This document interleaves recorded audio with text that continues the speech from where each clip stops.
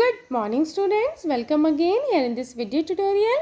Myself Nashima Khan. So student, before going to start the chapter, I would like to tell you one important thing also, that your term 1 examination will begin online from Thursday 17th of September. When it will be started? Yes, it will be started from 17th of September. Date sheet and syllabus will be uploaded on the homework portal and class WhatsApp group also on 27th of August. So student, let's continue our chapter number 3, the Delhi Sultans. Which chapter? Chapter number 3 of civics, the Delhi Sultan. In my previous video tutorial, I have already explained it. Delhi first became the capital of kingdom under the Tomar Rajput. Yes, under the Tomar Rajput, who were defeated in the middle of the 12th century by the Chauhans, and Chauhans also referred to as Shamnas of Ajmer. Although inscriptions, coins and architecture provide a lot of information, especially valuable are histories. We studied about Tariq also, singular, Tariq also, plural, written in Persian, the language of administration under the Delhi Sultan. So students, now let's continue our chapter with topic from garrison town to empire, the expansion of the Delhi Sultanate.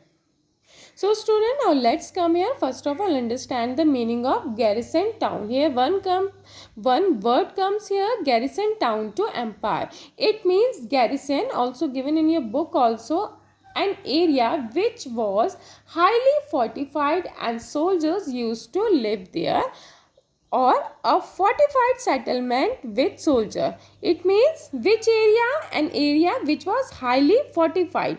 Fortified means किलेबंदी. एक area है वो बहुत highly fortified है आपका, और soldiers जो है यूज टू लिव हियर, वहाँ अंदर जो है, मान लीजिए आपका ये दिल्ली है, दिल्ली सिटी है, और यहाँ उनका वो है, वहाँ के जो किंग्स हैं, किंग्स ने उस एरिया को क्या करा, हाईली फोर्टिफाइड कर दिया, वहाँ क्या कर दी, किलेबंदी कर दी. और देन सोल्जर्स ऑल्सो हैं, सोल्जर हैं आपके, soldier use to live there, soldiers रह रहे हैं आपके यहाँ, साथ साथ वहाँ के पीपल एंड साथ साथ Kings also. Okay, got it. One word also come here, hinterland. Hinterland means, yes, it means the land's adjustment to a city or port that supply it with goods and services.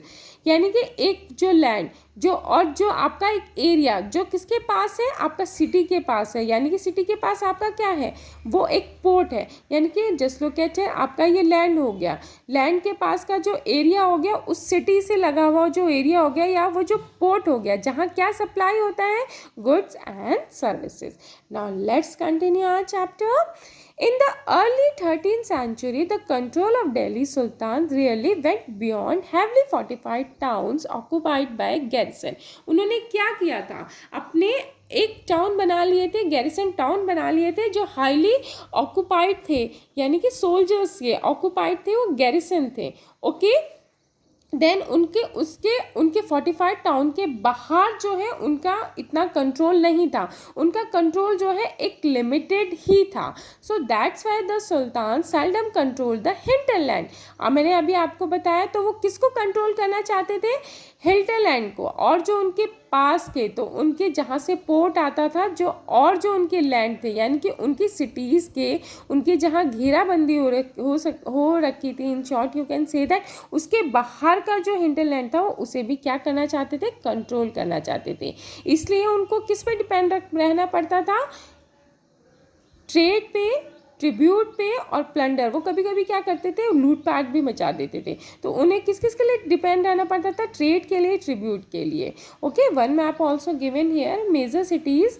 Yes, which one, major cities captured by whom, captured by Shamsuddin.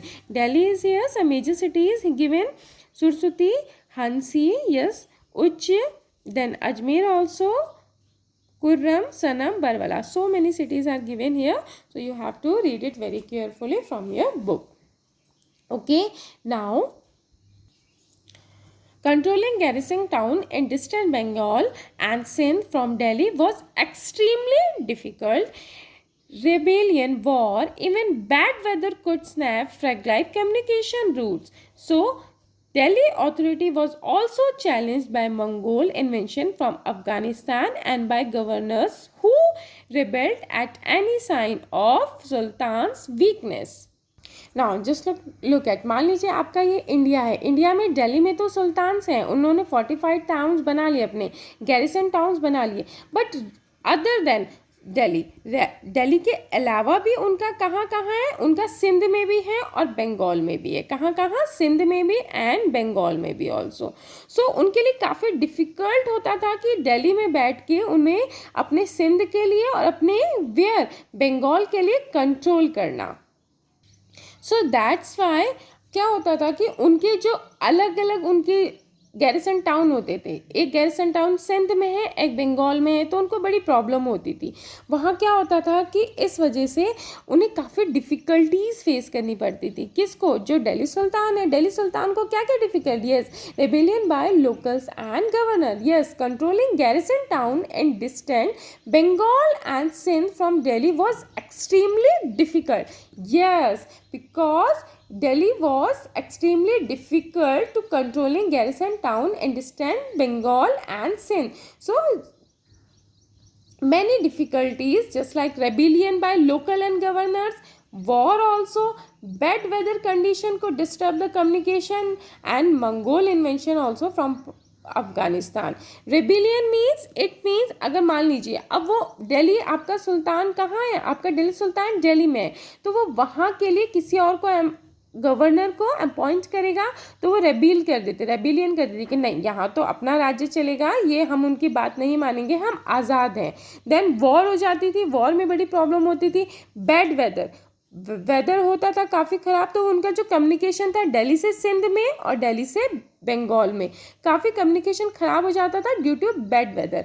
And Mongol also, one word also given here है, Mongolia. जो Mongolia था उस time inventions उन्हें काफ़ी challenge करना पड़ता था, काफ़ी उनको फेस करनी पड़ती थी, उनकी वजह से भी डिफ़िकल्टी जो Afghanistan and by governor who rebelled at any sign of sultan weakness, या अगर कोई भी सुल्तान ने यानी कि अदर किंगडम ने दिल्ली सुल्तान की जो गवर्नर थे, अगर कोई जो गवर्नर है उन्होंने अपॉइंट करा, अगर उन गवर्नर ने दिल्ली सुल्तान की अगर कोई भी वीकनेस को कैप्चर कर दिया, तो उस वजह से कैप्चर कर दिया यानी कि कोई भी वीकनेस को उनको पता चल गई, तो उस वजह से वो रेबल कर देते थे और इस वजह से दिल्ली को काफ़ी प्रॉब्लम हो रही थी।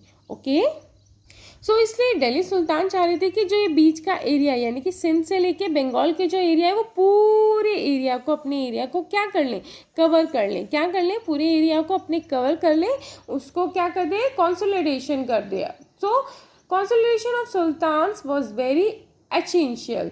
तो उनको क्या था कि उनको पूरा जो उनका पूरा एरिया था वो उसको बिल्कुल एक साथ कर ले, वहाँ भी अपना राज्य वो कर ले। It mean consolidation of sultanate was very essential. Now here its expansion occurred during the regions of, अब आगे हुआ किसने किया, घियासुद्दीन बलबन एंड अलाउद्दीन खलजी एंड मोहम्मद तुगलक। अब उनका क्या किया उन्होंने, consolidation occur during the reign of whom, किस किस के रीजन में उन्होंने किया कंसोलिडेशन अपना आगे का, Ghiyasuddin Balban, Alauddin Khalji and Mohammad Tughlaq. So as you can see, आप देखिए द रूलर्स ऑफ दिल्ली, यहाँ आपने देखा कि Ghiyasuddin Balban. So first of all किसने, घियासुद्दीन बलबन जो किससे थे, अर्ली तुर्किश रूलर्स थे, उन्होंने कंसोलिडेशन में काफ़ी पार्ट प्ले रोल किया। Then here Alauddin Khilji also, then here Mohammad Tughlaq. So इन्होंने काफ़ी क्या करा, उनका जो रीजन था उन्होंने एक्सपेंड किया, किसको, दिल्ली को, कंसोलिडेशन वहाँ भी अलग उसमें पूरा अपना राज्य बढ़ाने के लिए। इसका मीन्स उनके जो रूलर्स थे यानी कि आपके जैसे टर्किश रूलर थे, टर्किश रूलर में सबसे पहले कौन आया, कुतुबुद्दीन ऐबक, देन शमशुद्दीन इल्तुतमिश, देन रज़िया। तो ये क्या करते थे, उस सल्तनत को बना के जाते थे, तो उसके बाद का काम क्या होता था, कंसोलिडेट करने का, उसको और एक्सपेंड करने का उसके बाद का। ठीक है, ऐसे ही सेम हुआ खलजी डायनेसिटी में, जलालुद्दीन थे, उसके बाद उन्होंने पूरा वो कर दिया, उसके बाद अलाउद्दीन खिलजी आए, उन्होंने क्या करा, उसको कंसोलिडेट करा। ऐसे तुगलक डायनेसिटी में घियासुद्दीन तुगलक जो हो गए, तो उन्होंने पूरी अपनी एक सल्तनत को बना दिया, उसके बाद अगेन उसको कंसोलिडेट किसने किया, किसने आगे एक्सपेंड किया, मोहम्मद तुगलक ने। अब देखिए गैरिसन टाउन में थे, गैरिसन टाउन से वो एक्सपेंड करना चाहते थे किसके लिए, एम्पायर के लिए। अब इतना तो हो गया, अब वो किस में जा रहे थे, the expansion occurred on 2 fronts. How many fronts expansion occurred? 2 fronts. The number 1 internal frontier and the number 2 external frontier. Which one? The number 1 internal frontier and number 2 external frontier, कि उन्होंने अपने आप को कंसोलिडेट करने के लिए, अपने राज्य को और एक्सपेंड करने के लिए, गैरिसन टाउन से एम्पायर में कन्वर्ट करने के लिए उन्होंने 2 उसका यूज़ करा। Okay, the expansion occurred on 2 fronts, internal frontier and external frontier. Just look at here. The first set of campaign along the internal frontier. Now let's talk about internal frontier of the Sultanate aimed at consolidating the hinterland of the garrison town. So just look at here, मान लीजिए अगर आपका जो है एक garrison town यहाँ है आपका, ठीक है, एक गैरिसन आपका टाउन यहाँ हो गया, यहाँ, देन एक गैरिसन टाउन आपका यहाँ हो गया, दिस प्लेस में हो गया। तो इसके जो बीच का आपका अगर यहाँ कंसोलिडेट करना चाहें ये वो उसको हिंटरलैंड को, तो इस एरिया को, तो क्या हो गया, इसमें उन्होंने वर्क करा इंटरनल फ्रंटियर, ठीक है।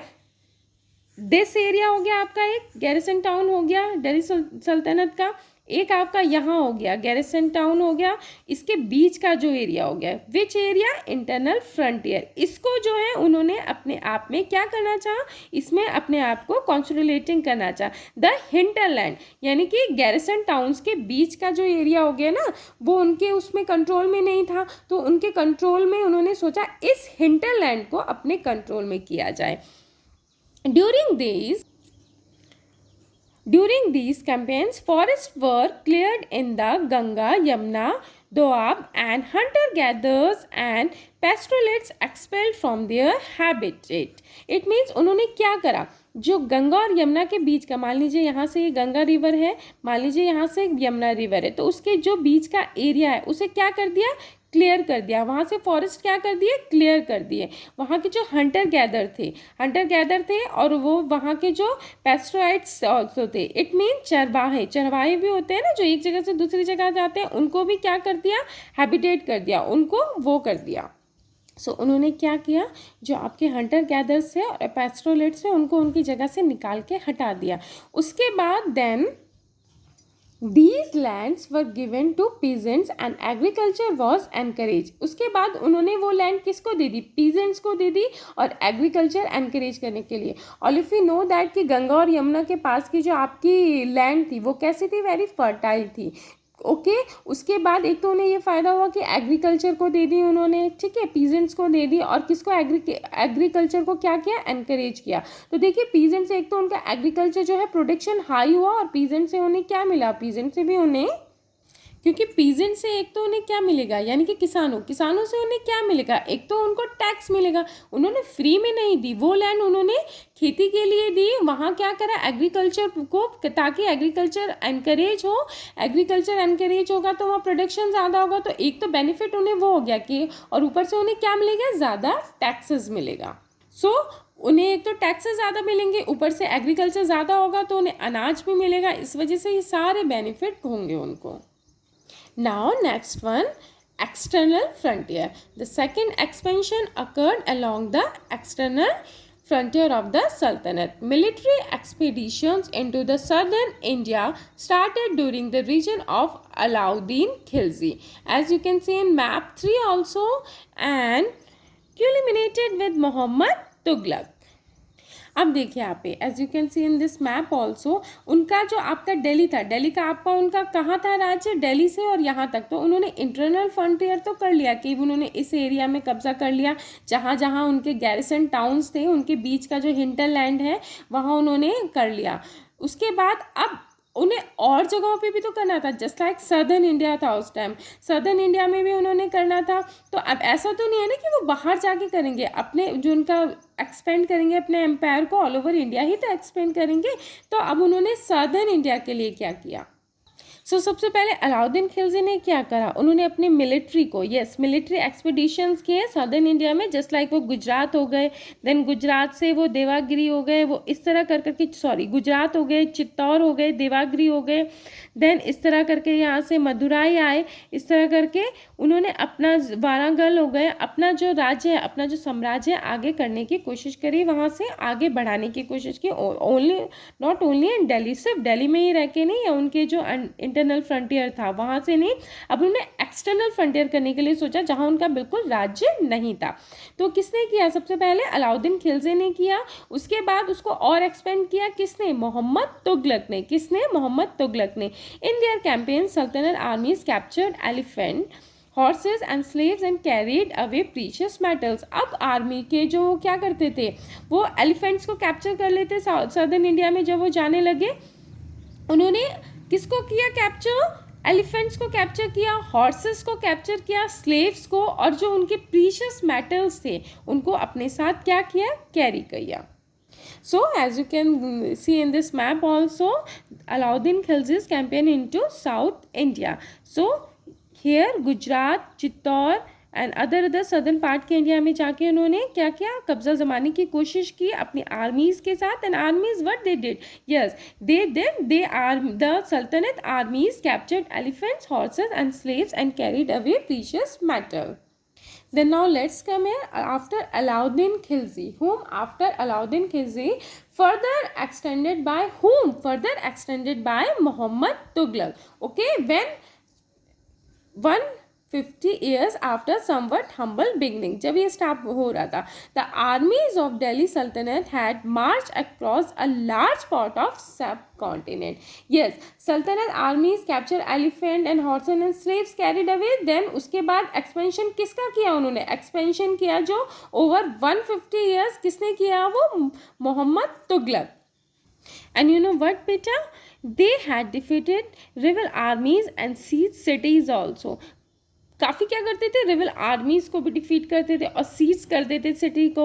द सल्तनत collected taxes from the pageantry and dispense justice in its realm. वहाँ के क्या करते थे, कलेक्ट करते थे टैक्सेस किससे, पेजेंट्रीज से, वहाँ के डिस्पेंस करते थे जस्टिस को. इस तरह जो है अलाउद्दीन खिलजी ने जो स्टार्ट किया, उसके बाद उसको कंटिन्यू किसने किया, मोहम्मद तुगलक, जो 150 years after somewhat humble beginning, जो आगे 150 ईयर तक होता रहा.